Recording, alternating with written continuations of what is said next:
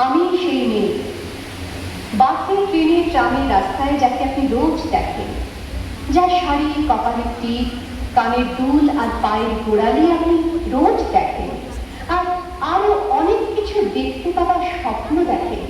স্বপ্নে যাকে ইচ্ছে মতন দেখেন, আমি সেই মেয়ে। বিহারের প্রত্যন্ত গ্রামের দিনের আলোয় যার ছায়া মারানো আপনার ধর্মে নিষিদ্ধ, আর রাতের গভীরে যাকে বস্তি থেকে তুলে আনতে পাইক বরকন্দাজ পাঠান আপনি, আর সুসজ্জিত বিছানায় যার জন্য অপেক্ষায় অধীর হয় আপনার রাজকীয় লাম্পট্য, আমি সেই মেয়ে। আমি সেই মেয়ে।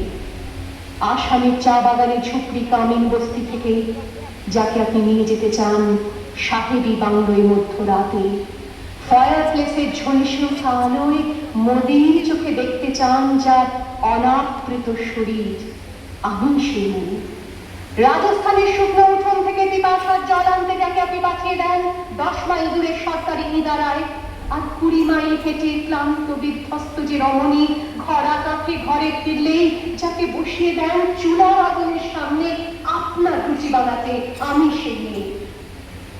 আমি সেই মেয়ে যাকে নিয়ে আপনি মগ্ন হতে চান গঙ্গার ধারে কিংবা ভিক্টোরিয়ার সবুজে কিংবা সিনেমা হলের নীল অন্ধকারে, যার চোখে আপনি এঁকে দিতে চান ঝুটো স্বপ্নের কাজল আর পুড়িয়ে যাওয়া সিগারেটের প্যাকেটের মতো যাকে পথের দুপাশে ছুঁড়ে ফেলে আপনার ফুল সাজানো গাড়ি শুভ বিবাহ সুসম্পন্ন করতে ছুটে যায় শহরের পথে।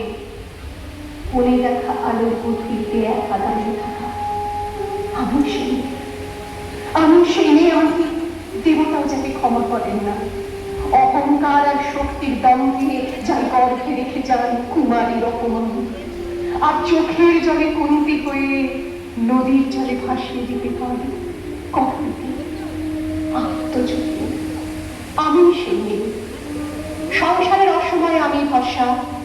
আমার ছাত্র পড়ানো টাকায় মায়ের ওষুধ কেনা হয়, আমার বাড়তি রোজগারে ভাইয়ের বই কেনা হয়, আমার সমস্ত শরীর প্রবল বৃষ্টিতে ভিজতে থাকে, কালো আকাশ মাথায় নিয়ে আমি ছাতা হয়ে থাকি, ছাতার নিচে সুখে বাঁচে সংসার।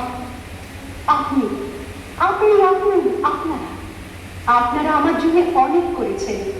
সাহিত্যে, কাব্যে, শাস্ত্রে, লোকাচারে আমাকে মা বলে পুজো করেছেন, প্রকৃতি বলে আবির্ভূতা করেছেন।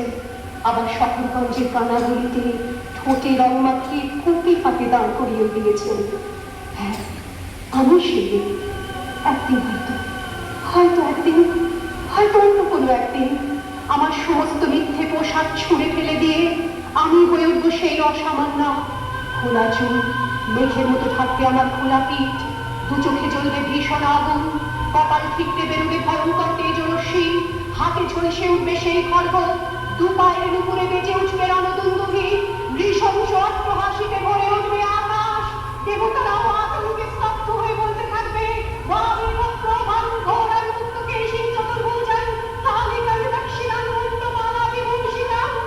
বিভৎস দাবানলের মতো আমি এগোতে থাকবো, আর আমার এগিয়ে যাওয়ার পথের দুপাশে মুন্ডলীন অসংখ্য দেহ ছটফট করতে থাকবে। সভ্যতার দেহ, প্রগতির দেহ, উন্নতির দেহ, সমাজের দেহ। হয়তো আমি সেই মেয়ে, হয়তো বা